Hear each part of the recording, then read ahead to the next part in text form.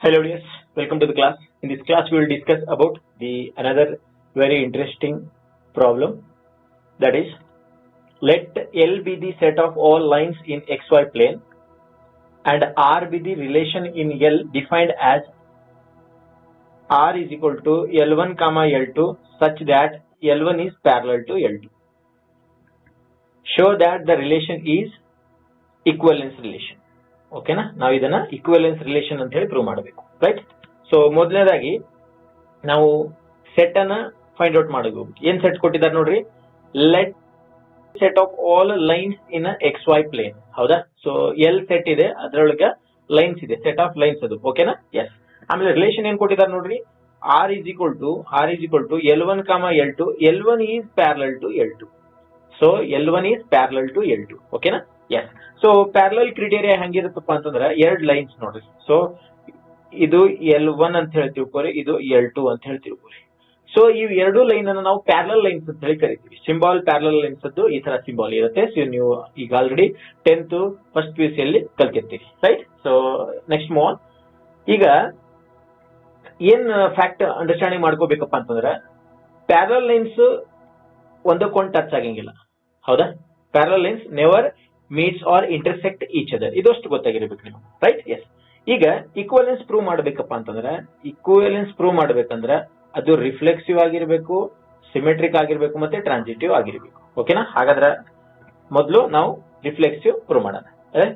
S, ನೋಡ್ರಿ, reflexive prove ಮಾಡ್ಬೇಕಂದ್ರೆ for all L1 belongs to L. ಓಕೆನಾ?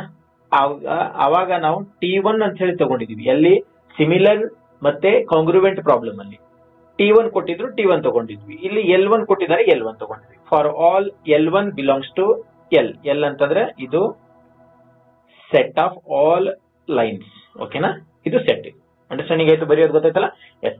ನೆಕ್ಸ್ಟ್ ಏನ್ ಗೊತ್ತಾ ನೋಡ್ರಿ, ಏನು ಬರಿತೀವಿ, L1 is parallel to L2 ಇದೆ. ಸೊ ನಾವು ರಿಫ್ಲೆಕ್ಸಿವ್ ಪ್ರೂವ್ ಮಾಡಬೇಕಾದ್ರೆ ಇಲ್ಲಿ ಏನ್ ತಗೋತೀವಿ, L1 ತಗೋತೀವಿ. ಓಕೆನಾ? L1 is parallel to L2. So L1 is parallel to L1. ನೋಡ್ರಿ, according to axioms of Euclidean geometry, Euclidean geometry ಪ್ರಕಾರ a line is not parallel to it self, ಈ geometry ಪ್ರಕಾರ, ಯಾವುದು ಯುಕ್ಲಿಡಿಯನ್ ಜಿಯೋಮೆಟ್ರಿ ಪ್ರಕಾರ ಯಾವುದೇ ಒಂದು line ಅದರಷ್ಟಕ್ಕೆ ಅದು parallel ಆಗಕ್ ಸಾಧ್ಯನೇ ಇಲ್ಲ ಅಂತ ಹೇಳಿ ಹೇಳಿದ್ದಾರೆ. ಹೌದಾ? ಸಾಧ್ಯನೇ ಇಲ್ಲ. ಆದ್ರೆ ಕೆಲವೊಂದಿಷ್ಟು ಆಥರ್ಸ್ ಏನ್ ಮಾಡಿದಾರಪ್ಪ ಅಂತಂದ್ರೆ, ಲೈನ್ ತನ್ನಷ್ಟಕ್ಕೆ ತಾನು ಒಂದು ಲೈನ್ ಅದರಷ್ಟಕ್ಕೆ ಅದು ಪ್ಯಾರಲಲ್ ಆಗೋಕೆ ಅವ್ರು ಏನ್ ಮಾಡಿದಾರಪ್ಪ ಅಂದ್ರೆ ಅಲೋ ಮಾಡಿದ್ದಾರೆ. ಎದಕ್ಕಂತಂದ್ರೆ to form parallel to form equivalence relation. ಇದು ಈಕ್ವಲೆನ್ಸ್ ರಿಲೇಷನ್ ಫಾರ್ಮ್ ಮಾಡ್ಬೇಕಂತಂದ್ರೆ ಒಂದು ಲೈನ್ ಅದರಷ್ಟಕ್ಕೆ ಅದು ಪ್ಯಾರಲಲ್ ಅಂತ ಹೇಳಿ ಅವರು ಕನ್ಸಿಡರ್ ಮಾಡಿದ್ದಾರೆ ಕೆಲವೊಬ್ರು ಅಥರ್ಸ್. ಓಕೆನಾ? ಸೊ ಯುಕ್ಲಿಡಿಯನ್ ಜಿಯೋಮೆಟ್ರಿ ಪ್ರಕಾರ ಒಂದು ಲೈನ್ ಅದರಷ್ಟಕ್ಕೆ ಅದು ಪ್ಯಾರಲಲ್ ಆಗಂಗಿಲ್ಲ. ಹೌದಾ? ನೀವೇನಾದ್ರೂ ನಿಮ್ಮ ಲೆಕ್ಚರ್ಸ್ ಗಳಿಗೆ, ನಿಮ್ಮ ಗೌರವಾನ್ವಿತ ಗುರುಗಳಿಗೆ ನೀವೇನಾದ್ರೂ ಡಿಸ್ಕಷನ್ ಮಾಡಿದ್ರೆ ಅವರು ಇದನ್ನ ಹೇಳ್ತಾರೆ. ಓಕೆನಾ? ಸೊ ಎದಕ್ಕಂತಂದ್ರೆ ಕೆಲವೊಂದಿಷ್ಟು ಪುಸ್ತಕಗಳಲ್ಲಿ ಕೆಲವೊಬ್ರು ಅದನ್ನ ಒಂದ್ ಲೈನ್ ಅದರಷ್ಟಕ್ಕೆ ಅದು ಪ್ಯಾರಲಲ್ ಆಗಿರ್ತದೆ ಅಂತ ಹೇಳಿ ಅವ್ರು ಕನ್ಸಿಡರ್ ಮಾಡಿದ್ದಾರೆ. ಯಾಕಂತಂದ್ರೆ ಈಕ್ವಲೆನ್ಸ್ ರಿಲೇಷನ್ ಪ್ರೂವ್ ಮಾಡೋದಕ್ಕೆ, ರೈಟ್? ಇದು ಫ್ಯಾಕ್ಟ್ ಅಂಡರ್ಸ್ಟ್ಯಾಂಡಿಂಗ್ ಮಾಡ್ಕೊಳ್ಳಿ. Yes. So L1 is parallel to L1. ಓಕೆನಾ? Every line is parallel to it self ಅಂತ ಹೇಳಿ ಒಂದ್ ಲೈನ್ ಬರೆದ್ರು. Okay, right. ಸೊ ಯಾವ ತರ ಬರೀತೀವಿ ನೆಕ್ಸ್ಟ್, ಯಾವ ತರ ಬರೀತೀವಿ ಅಂತಂದ್ರೆ L1 ಇಲ್ಲಿ ಏನಿದೆ L1. Okay, L1 L1 belongs to R. ಈ ತರ ಬರೀತೀವಾ?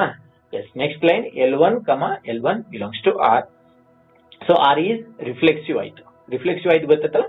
ಎಸ್. ನೆಕ್ಸ್ಟ್ ನೋಡ್ರಿ, ಸಿಮೆಟ್ರಿಕ್ ಪ್ರೂವ್ ಮಾಡ್ತೀವಿ. ಸಿಮೆಟ್ರಿಕ್ ಪ್ರೂವ್ ಮಾಡಬೇಕಪ್ಪ ಅಂತಂದ್ರೆ ನಾವು ಏನ್ ಮಾಡ್ತೀವಿ, L1 L2 ಎರಡ್ ಲೈನ್ ತಗೋತೀವಿ. ಓಕೆನಾ? L1 L2 ಎರಡ್ ಲೈನ್ ತಗೋತೀವಿ. ಆ L1 L2 ಎರಡು ಲೈನ್ ಸೆಟ್ ಎಲ್ ಅಲ್ಲಿ ಬಿಲಾಂಗ್ ಇದೆ. ಓಕೆನಾ? ನಮ್ ಸೆಟ್ ಎಲ್ ಅಲ್ಲಿ ಬಿಲಾಂಗ್ ಇದೆ. ಅದಕ್ಕೆ ನಾವೇನ್ ಬರ್ತೀವಿ, for all L1 L2 belongs to set L ಅಂತ ಹೇಳಿ. ಓಕೆನಾ? ಎಸ್. ಇವಾಗ ನೋಡ್ರಿ, L1 L2 ಪ್ಯಾರಲಲ್ ಇದೆ.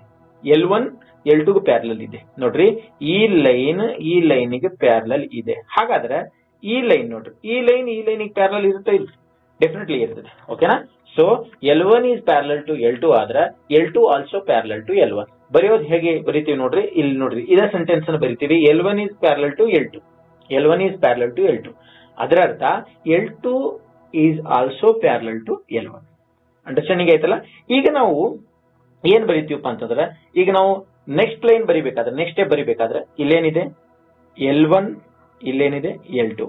So L1, L2 belongs to R. ಓಕೆನಾ? L1, L2 belongs to R. So that implies L2, L1 belongs to R. ಅದ್ರ ಉಲ್ಟಾ. ಓಕೆನಾ? ಇದು ಅಂಡರ್ಸ್ಟ್ಯಾಂಡಿಂಗ್ ಆಗಿರ್ಬೇಕು ನಿಮಗೆ ಬರೆಯೋದಕ್ಕೆ. ಸೊ R ಈಸ್ ಸಿಮೆಟ್ರಿಕ್ ಆಯ್ತು. ಸೊ ನೆಕ್ಸ್ಟ್ ಟ್ರಾನ್ಸಿಟಿವ್ ಪ್ರೂವ್ ಮಾಡಬೇಕು. ಸೊ ಟ್ರಾನ್ಸಿಟಿವ್ ನೋಡ್ರಿ, ಟ್ರಾನ್ಸಿಟಿವ್ ಪ್ರೂವ್ ಮಾಡಬೇಕಪ್ಪ ಅಂದ್ರೆ ನಮಗ 3 ಲೈನ್ಸ್ ಕನ್ಸಿಡರ್ ಮಾಡಬೇಕು. L1, L2 and L3. ಓಕೆನಾ? ಆ 3 ಲೈನ್ L1, L2, L3 ಆ 3 ಲೈನ್ ಇದರಲ್ಲಿದೆ ಸೆಟ್ L ಅಲ್ಲಿ ಬಿಲಾಂಗ್ ಇದೆ.